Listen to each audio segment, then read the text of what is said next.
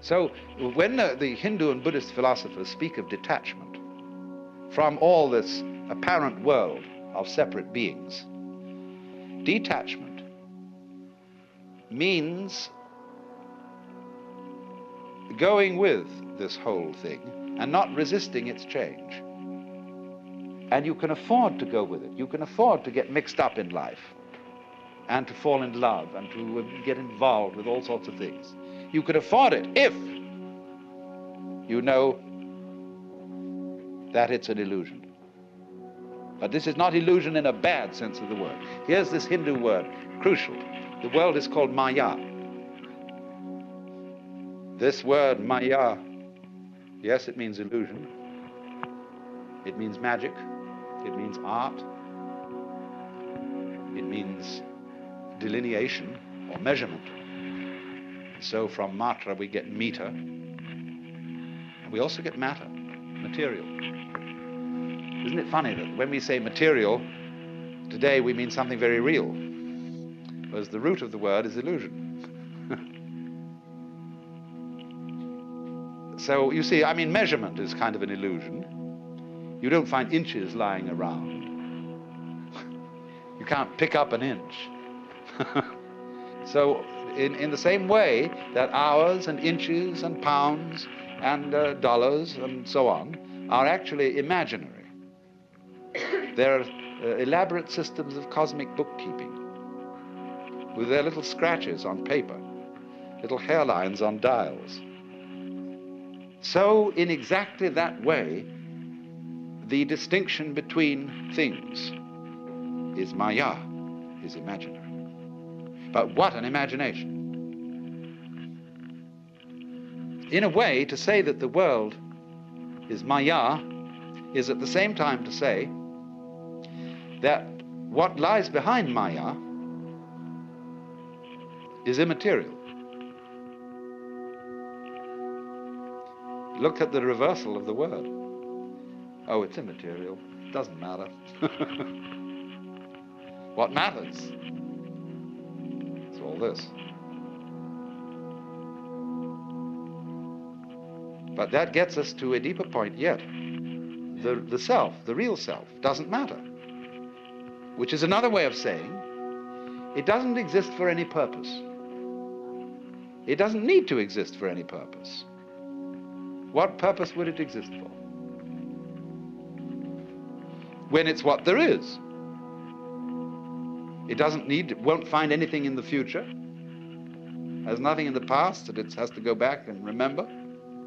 Is now, an eternal now. And so in that way, it doesn't matter.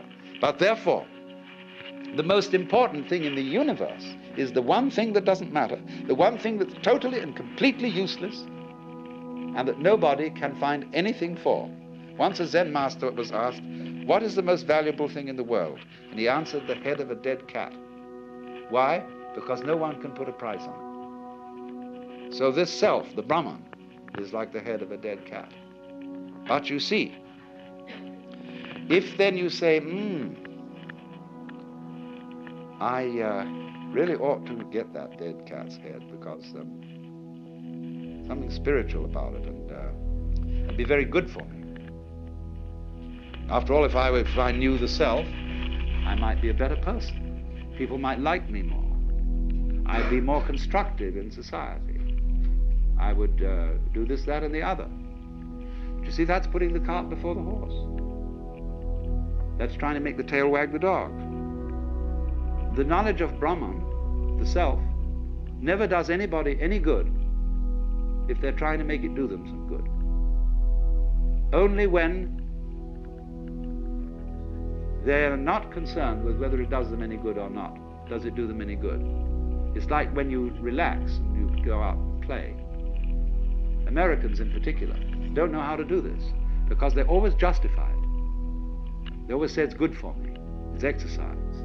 It is to change from work, and that'll be able to make me work better. See? Everything they do is done for some serious reason. It's the Protestant conscience. And so we never play, except very exceptionally. because play is that which is done just for itself, for fun. So the self, the Atman, the Brahman, exists for fun. It has no reason to exist. It's completely useless. And it is, therefore, Maya is linked with the word Lila. And that means play. Also, of course, the word illusion in English is derived from the Latin ludere, to play. So the nature, you might say, of the self is that it does no work.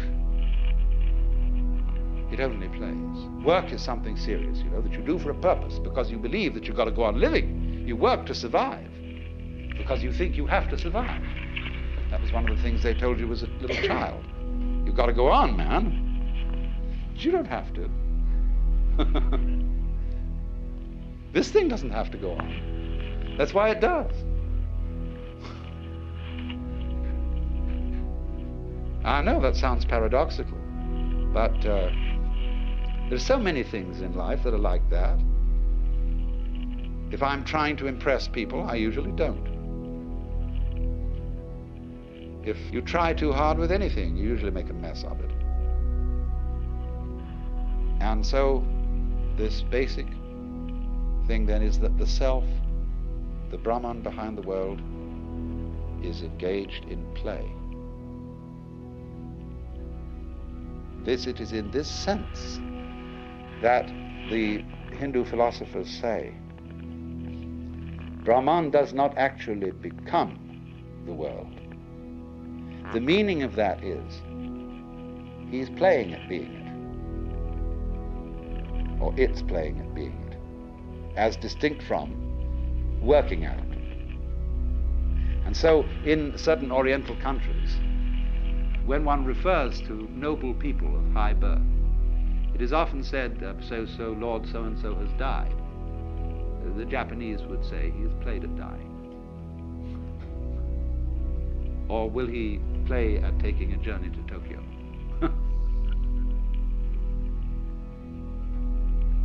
Also, remember this, although I've constantly used in this talk the word one to apply to the self and central, the Hindus don't use this word except speaking poetically and loosely. The self is not one. The self is called non-dual, because you see, the idea of one has an opposite. The opposite of one is many, or none. But the which than which there is no whicher has no opposite. There's nothing outside it. So you can't call it one, because one is an exclusive idea. It excludes two. So they call it, instead of one, they call it non-dual, which is Advaita. This is from the word, you see, Deva is the root meaning two. Devi becomes you, so we get dual. And A is the meaning in Sanskrit often non-dual, Advaita. And so it doesn't exclude anything. One is an exclusive word. Advaita is meant to be a totally inclusive kind of unity. Now, of course, this word itself, when you look at it from a logical standpoint, is a dualistic word, just like one. It's the opposite of Dvaita, Dvaita and Advaita. But the idea here in Indian philosophy is to use this word in a certain way. Now, you know that on a flat surface, you can't draw 3 dimensions. Anything you draw will be in 2 dimensions. But why do we see 3 dimensions? Because of an artistic convention called one-pointed perspective, which will give you the illusion of a 3rd dimension. Now, in other words, a 2-dimensional line is being used to imply a 3rd dimension which can never be expressed on a flat surface. So in exactly the same way, Advaita is a word used specially to designate what lies beyond all logical categories.